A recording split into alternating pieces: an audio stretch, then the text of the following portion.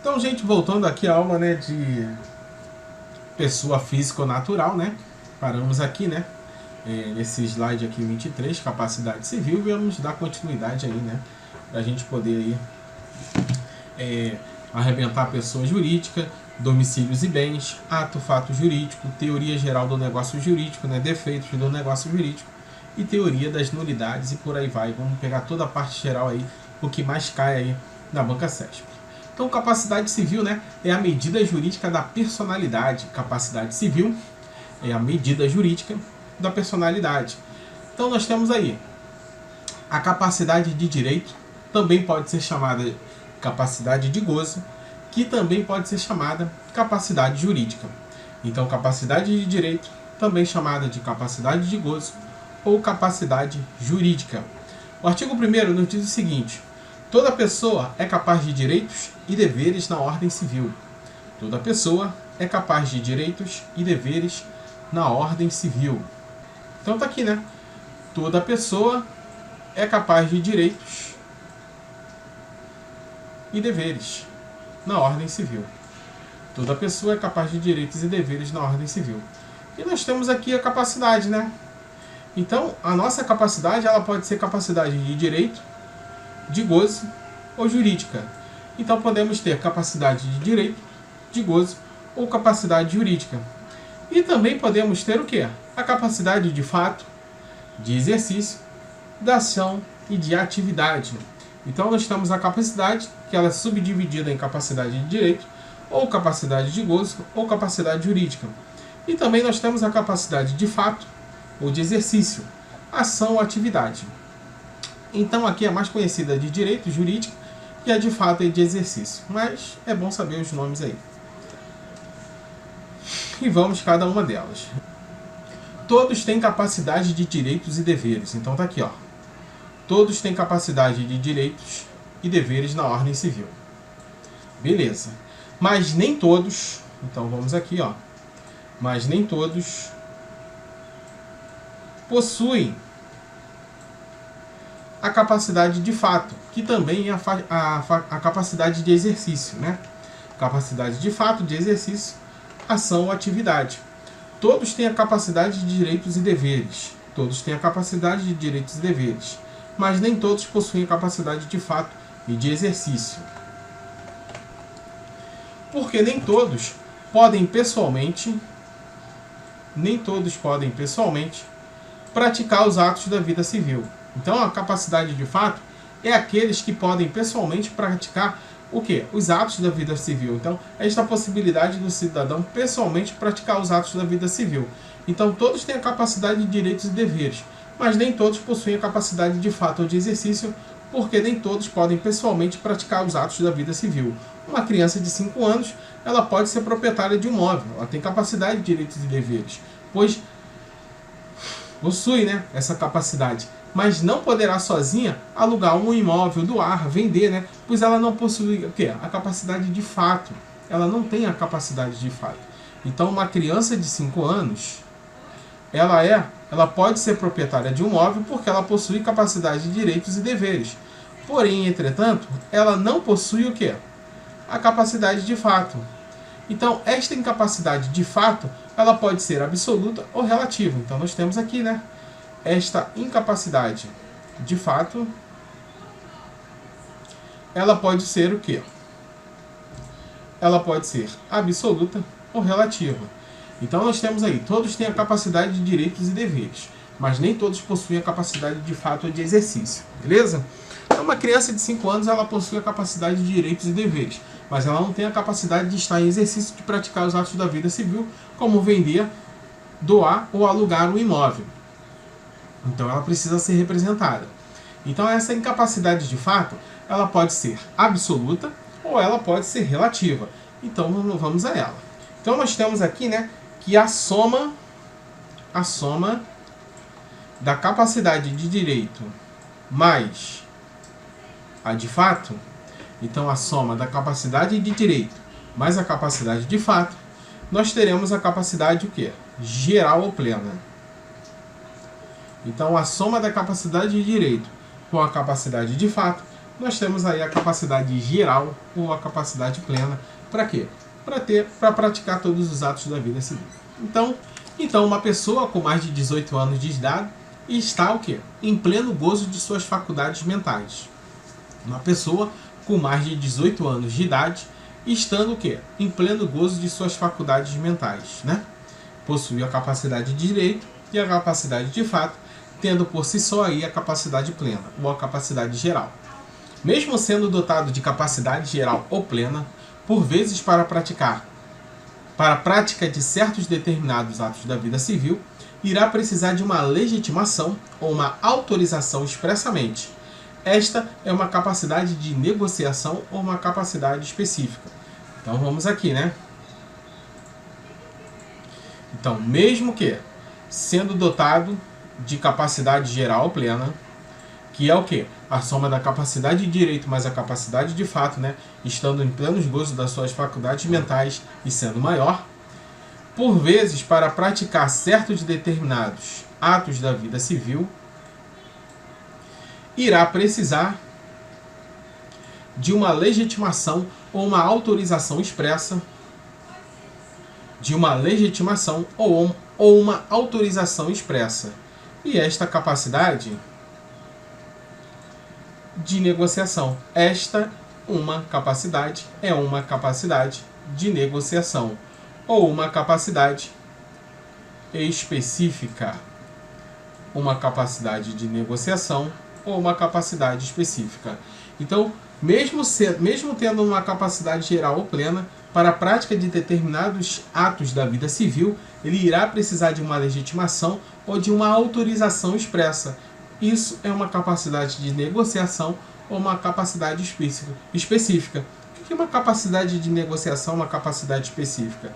A pessoa maior de 18 anos, né, 18 anos completos, em pleno gozo das suas faculdades mentais, é dono de um automóvel. Então, para ele vender esse automóvel, ele precisa ser dono desse automóvel. Então, ele precisa ter uma capacidade de negociação, uma legítima autorização, o quê? Expressa, dizendo que aquele automóvel é dele, um documento expressamente o que? Autorizando. O artigo 496 exige uma legitimação, uma autorização expressa, sob pena de quê? De anulabilidade. Então, o artigo 496 exige uma legitimação, uma autorização expressa, sob pena de quê? De anulabilidade. Uma legitimação do cônjuge e dos demais descendentes, porém, se o regime de bens for o da separação obrigatória, dispensa-se o consentimento do cônjuge, mas o descendente continua tendo que consentir. Então, aqui, uma legitimação do cônjuge, e dos demais descendentes, né? Legitimação do cônjuge ou dos demais descendentes. Porém, se o regime de bens for o da separação obrigatória,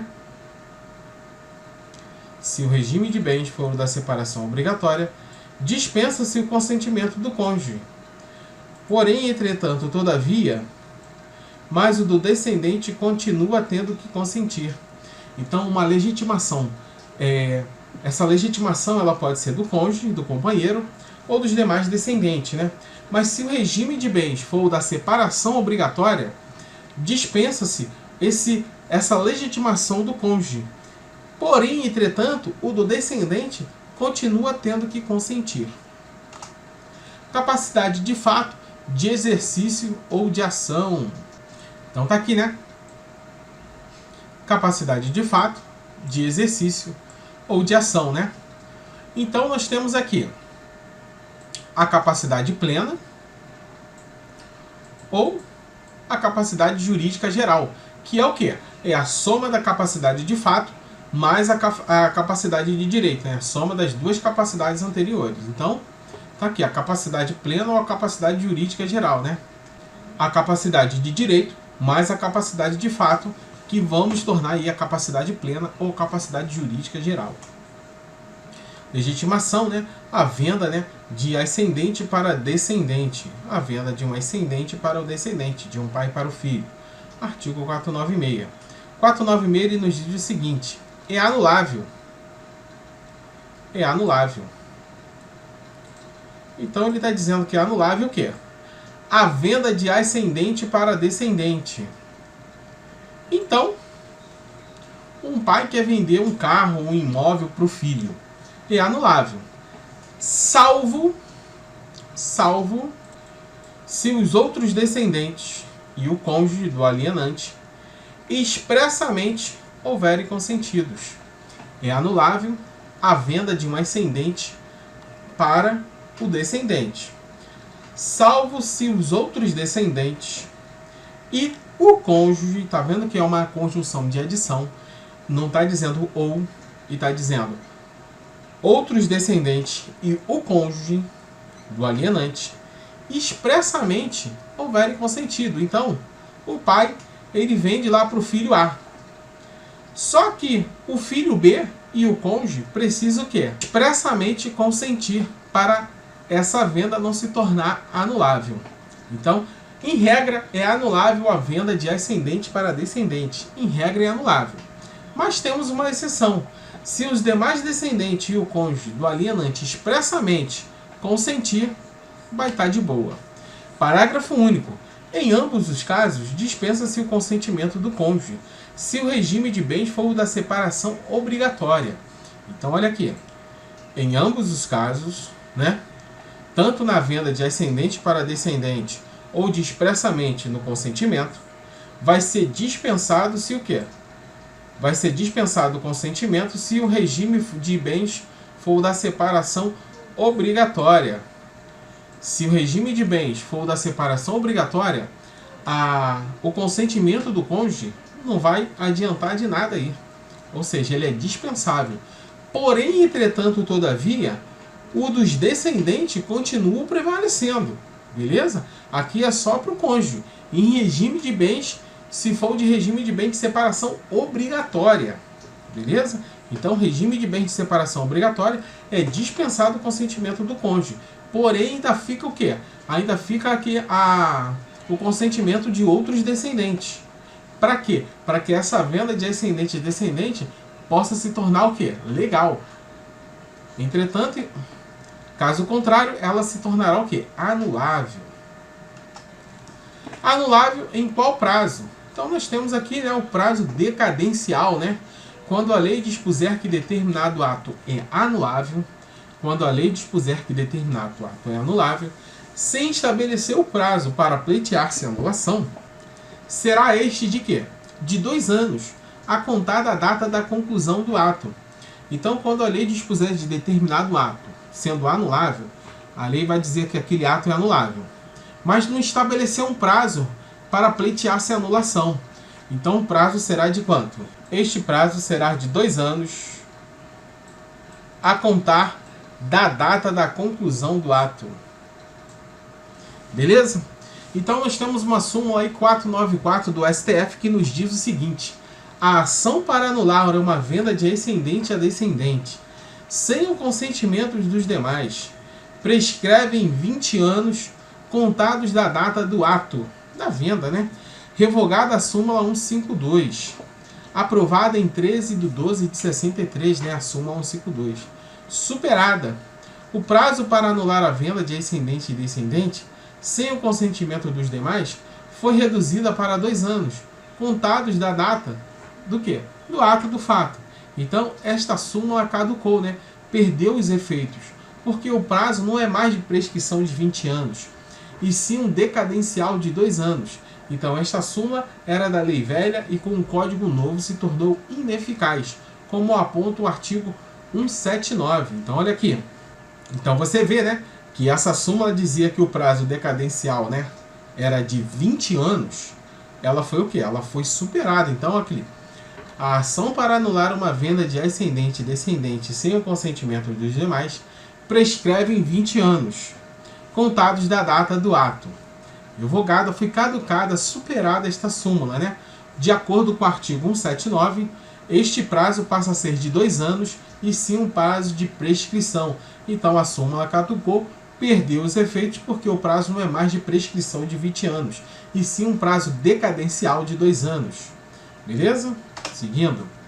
Teoria das incapacidades. Teoria das incapacidades. Então, teoria das incapacidades. Nós vimos lá, né, que a capacidade de fato, né, pode ser incapaz, né, pode ser o quê? Ela pode ser absoluta ou relativa. Essa incapacidade de fato, ela pode ser absoluta ou relativa. Então, a mitigação, a capacidade de ação, de fato, de exercício, não interferindo na jurídica, na direito e na de gozo. Então, a mitigação, a capacidade de ação, ou de fato, ou de exercício, ela não o quê? Vai interferir na incapacidade jurídica, na capacidade de direito ou na capacidade de gozo. Pode ocorrer o objetivo ou o cronológico, né? Ou subjetivo.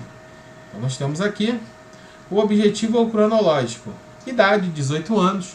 Menor de 16 anos é absolutamente incapaz. O sujeito entre 16 e 18 anos é relativamente incapaz. E o maior de 18 sendo capaz. Logo é um objetivo, é um cronológico. Porque entre 16 e 18 anos ele é relativamente incapaz. Já tendo 18 anos, vai ter aí essa capacidade de fato e de exercício. Subjetivo, nós temos o psíquico, né, a patologia, né, a decisão judicial. Aqui será incapaz. O ébrio habitual, né, o viciado em tóxico, né, ele tem aí uma incapacidade relativa em relação ao viciado, ao ébrio habitual, né. Patologia, né, uma pessoa ela toma uma anestesia, então ali naquele dado momento ela se torna o quê? Incapaz, ela é incapaz ali. Capacidade subjetiva, né, psíquico, patologia, mais decisão judicial. Aqui será incapaz o quê? O ébrio habitual, né? O ébrio habitual é aquele que sempre está bebendo, né? O cara ali que acorda, almoça e janta bebida, então o cara está sempre bêbado. É o ébrio habitual. E o viciado em tóxico aí, né, dispensa comentários.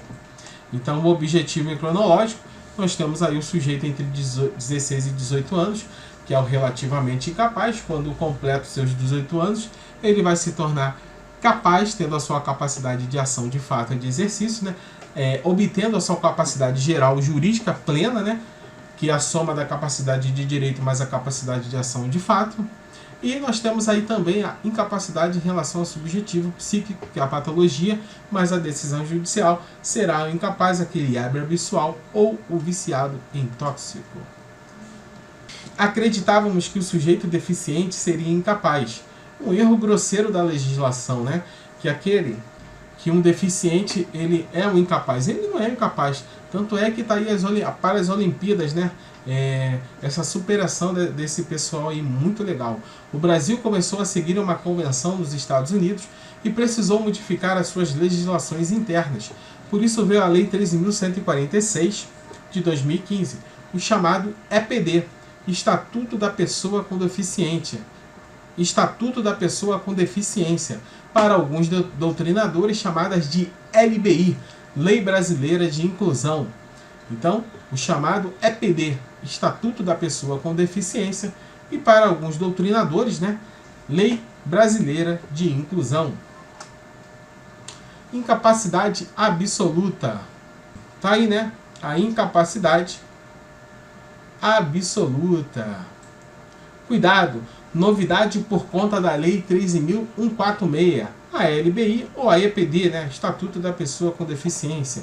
O artigo 3º da EPD nos diz o seguinte: são absolutamente incapazes de exercer pessoalmente os atos da vida civil os menores de 16 anos e ponto final. Olha aí, gente, o que essa lei trouxe aí de novidade pra gente, né? São absolutamente incapazes. Então, os absolutamente incapazes só tem um: os menores de 16 anos. Acabou. O artigo 3º, ele é muito claro e objetivo. São o quê? Absolutamente incapazes. São absolutamente incapazes de exercer pessoalmente os atos da vida civil. O quê? Os menores de 16 anos. Então, os menores de 16 anos, eles são o quê? Absolutamente incapazes. E somente eles. Os absolutamente incapazes, eles são o quê? Eles são representados. Então, os absolutamente incapazes, o RIA. Um macetinho que nós temos aqui, né? Prático para a gente poder definir aí, né? Para cá, os absolutamente incapazes, eles são o quê? Os absolutamente incapazes, eles são representados. Então, os absolutamente incapazes, eles são representados. E os relativamente incapazes, eles são o quê? Eles são assistidos. Então, daqui para cá, do A, do I e do R, os absolutamente incapazes são representados. E do RIA, os relativamente incapazes são o quê? São assistidos.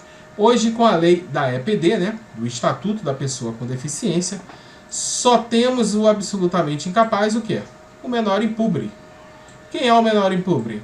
É o menor de 16 anos, né? Hoje, com a lei do Estatuto da Pessoa com Deficiência, só temos o quê?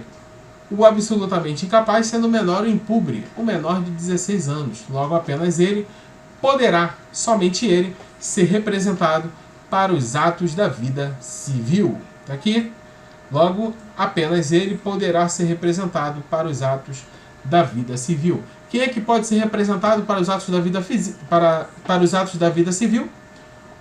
O menor impúbre, ou o menor de 16 anos. Somente ele pode ser representado. Incapacidade relativa, seguindo aí no barco, né? Incapacidade relativa. Lembrando que essa incapacidade aqui é em relação à capacidade de quê? De fato ou a capacidade de exercício. Beleza? Então lá, novidade por conta da Lei 3.000, são incapazes relativamente a certos atos ou maneiras de o exercer. São o quê? Incapazes relativamente a certos atos ou a maneira de exercer. Os maiores de 16 anos e os menores de 18 anos. Nós temos aqui, né? Os menores impúberes, um fator cronológico, né? Que é os maiores de 16 e menores de 18. São os relativamente incapazes, né? Nós temos aí uma ordem cronológica. Os ébrios habituais e os viciados em tóxico. Então, os ébrios habituais são aqueles, né, que acorda, almoça, janta, toma um cafezinho, sempre bêbado. E os viciados em tóxico dispensa comentários, né? Aqueles que, 3, por causa transitória ou permanente, aqueles que, vamos dar um destaque aqui, aqueles que, por causa de quê? Transitória ou permanente, não puderem exprimir sua vontade. Então, aqueles por causa transitória ou permanente não puderem exprimir sua vontade, né? Então, gente, antes da reforma, né, era hipótese de capacidade absoluta. Após a reforma, agora é relativo o quê? Olha aqui,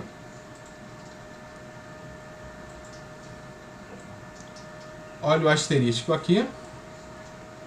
Então, antes da reforma, o ébrio habitual e o viciado em tóxico era o quê? Era hipótese de incapacidade absoluta. Então, antes da reforma, os ébrios habituais e os viciados em tóxicos era a hipótese de incapacidade absoluta. Após a reforma, se tornou o quê? Relativa. Beleza? Então, os ébrios habituais e os viciados em tóxicos, antes da legislação 13.146 de 2015, era o quê? Era a hipótese de incapacidade absoluta, agora se tornando uma incapacidade relativa, e somente os menores impúberes, os menores de 16 anos, são absolutamente incapazes. Aqueles que por causa transitória ou permanente não puderem exprimir sua vontade, né? A pessoa ali tomou ali, vai fazer uma operação, tá cheia de anestesia, ela não pode exprimir a sua vontade ali de forma o quê? Transitória, né? E os pródigos, né? 4. Os pródigos. Tá aqui os pródigos, né? é aquele que se desfaz do patrimônio, né, sem uma causa justificadora, aquele que dilapida o próprio patrimônio, né? Então a pessoa vai pegando as coisas ali, vai vendendo para quê? Para comprar as coisas, né? Comprar droga, aquele que gasta tudo no shopping. Então são os pródigos, aquele que se desfaz do próprio patrimônio sem uma causa justificadora, aquele que dilapida o próprio patrimônio. Então ele vai ser o quê? Ele vai ser incapaz em relação ao seu patrimônio. A incapacidade relativa não é para todo e qualquer ato da vida civil. Então olha aqui, ó. Importantíssimo isso aqui, ó. A incapacidade relativa não é para todo ou qualquer ato da vida civil. Não é para todo ou qualquer ato da vida civil. Apenas para certos atos. Por exemplo, aqui o pródigo, né? No artigo 1782. Ato de disposição patrimonial. Não pode sozinho vender nem alienar bens, pegar empréstimo, atos que não dizem respeito a patrimônios, como de mera administração, os pródigos podem praticar. Então a incapacidade relativa, ela não é para todo ou qualquer ato da vida civil, é apenas para certos atos. Por exemplo, o pródigo, né? O pródigo tem os atos de disposição patrimonial. Ele não pode sozinho vender as suas coisas e nem alienar seus bens, pegar empréstimo ou coisa do tipo. São atos que não dizem respeito,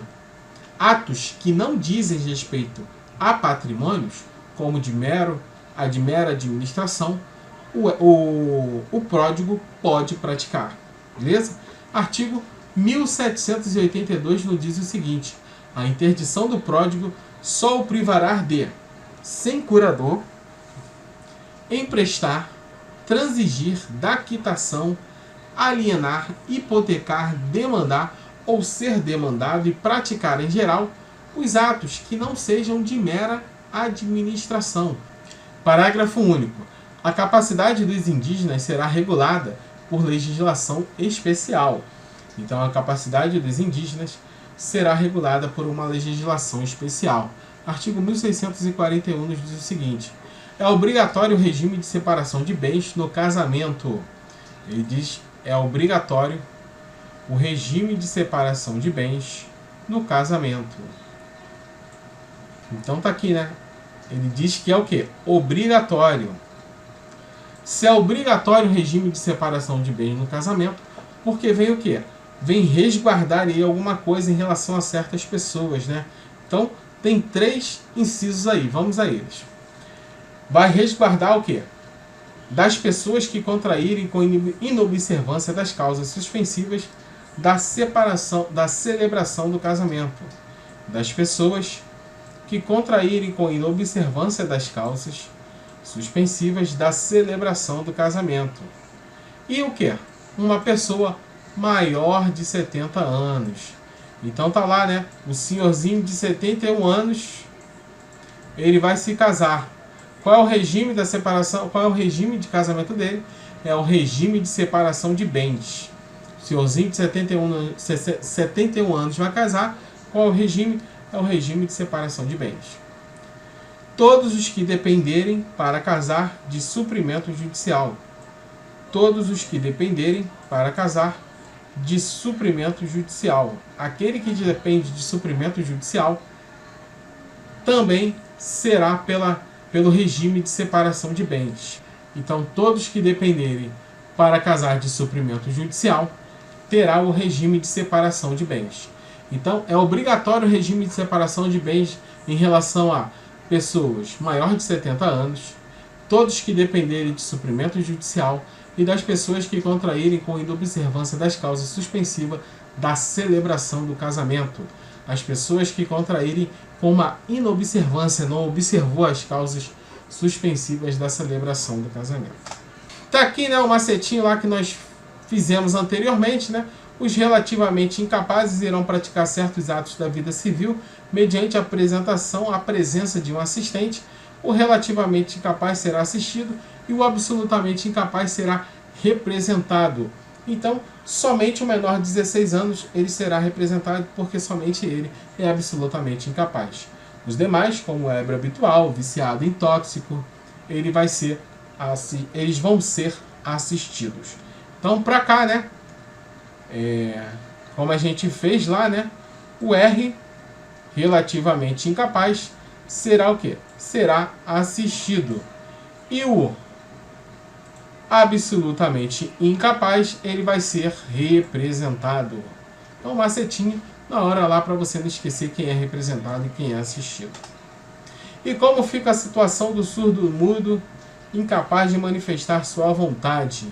Porque antes, né, já tem vários erros aí nessa pergunta, né? Que nem todo surdo é mudo e nem todo mudo é surdo. E não torna por si só incapaz. Então vamos a ele. Ele hoje é relativamente incapaz. Então tanto o surdo quanto o mudo, ele é relativamente incapaz. Tanto o surdo quanto o mudo é relativamente incapaz, não pelo fato de ter uma deficiência. Não pelo fato de ter o quê? Uma deficiência. De ser surdo ou mudo. E sim pelo fato de quê? Pelo fato de não poder exprimir a sua vontade. Então, hoje em dia, o surdo-mudo ele é relativamente incapaz, não pelo fato da deficiência de ser surdo ou mudo, e sim pelo fato de não poder exprimir a sua vontade, né? Até mesmo quando uma pessoa fica anestesiada, também fica relativamente incapaz. A serenidade, né, os idosos, significa incapacidade? O cara, por ser idoso, significa que ele é incapaz? Claro que não, né? Tem muito senhorzinho aí que, ó, dá um banho aí, muito novinho por aí. Assim como as senhorinhas. Tanto é que panela velha que faz comida boa, né? Então, com o passar dos anos, para uma pessoa, não o torna incapaz. Não é capaz de gerar a sua interdição. Ah, ficou senhorzinho, vamos tornar incapaz. Não, claro que não. Uma pessoa, a sua serenidade, né, ter mais idade, não significa que vai tornar incapaz. É obrigatório o regime de separação de bens no casamento, artigo 1641. Nós já vemos, Ulisses, isso aí. É porque cai, coloca a cruz de malta aí, pô, rapaz. Porque cai esse negócio, entendeu? Então, ó, bota a cruz de malta aí, porque esse negócio cai. É obrigatório o regime de separação de bens no casamento. Para as pessoas, o quê? Maior de 70 anos. Então, lá o senhorzinho com 71 anos, o regime de casamento dele vai ser qual? O de separação de bens. Das pessoas que contraírem com o quê? Com inobservância, né? Não observou direitinho o quê? As causas suspensivas da celebração do casamento. E todos os que dependerem de quê? De suprimento judicial. Todos aqueles que dependerem de suprimento judicial e as pessoas que contraírem sem observar as causas suspensivas da celebração e os maiores de 70 anos, é obrigatório o regime de separação dos bens de casamento. O maior de 70 anos, se for casar, irá ser no regime de separação obrigatória de bens. É uma norma protetiva do vulnerável e não incapacitante. Não o torna incapaz, mas sim o quê? Para protegê-lo e não o torna incapaz. Para proteger de certas novinhas aí, né? Então, em vez de casar, em vez de chamar meu bem, vai de chamar meus bens. Então, para proteger o senhorzinho aí. Em relação aos índios, a capacidade deles serão reguladas por uma legislação especial, a Lei 6.001 de 73, né? O Estatuto do Índio. Trabalha com silvícola, sem hábitos urbanos, né? Ele trabalha como o quê? Como um silvícola, né? Sem hábitos urbanos. Aquele que vive em uma tribo no meio da floresta. Então, o silvícola será absolutamente incapaz. O silvícola, ele será absolutamente incapaz. É aquele, né, que ele vive numa tribo, né, no meio da floresta. Então, o cara, ele é meio... Se ele estiver integrado na sociedade, será tido como uma pessoa capaz. Então, tem índios, né, que são vereadores, tem seus próprios negócios. Então, ele está integrado ali no meio da sociedade, ele vai se tornar uma pessoa capaz. Mas ainda temos índios que vivem no meio da floresta, né, e precisa dessa proteção. Por isso eles são o quê? Absolutamente incapazes. A incapacidade acaba, em regra, junto com o fato gerador, né? O fato gerador do cronológico é o quê? É a idade, né? Cessou ali, né? De 16 a 17 anos, o cara se tornou, tem 18 anos, ele já é o quê? Ele já tem a capacidade de fato. Fato gerador for a idade, quando o sujeito fizer 18 anos, ele se tornará o quê? Com a capacidade, terá a capacidade plena aí, né? Se a questão for patológica, se curou, ele vai pedir o levantamento da interdição, a revisão da interdição dessa questão subjetiva, né? A outra forma de incapacidade acabar será por emancipação, né? Outra forma da incapacidade relativa a acabar é por emancipação, né? É aquele ali com 16 anos, no qual ele irá se casar, né? Com o consentimento de ambos os pais, ele vai ter a emancipação e vai o quê? Adquirir a sua capacidade.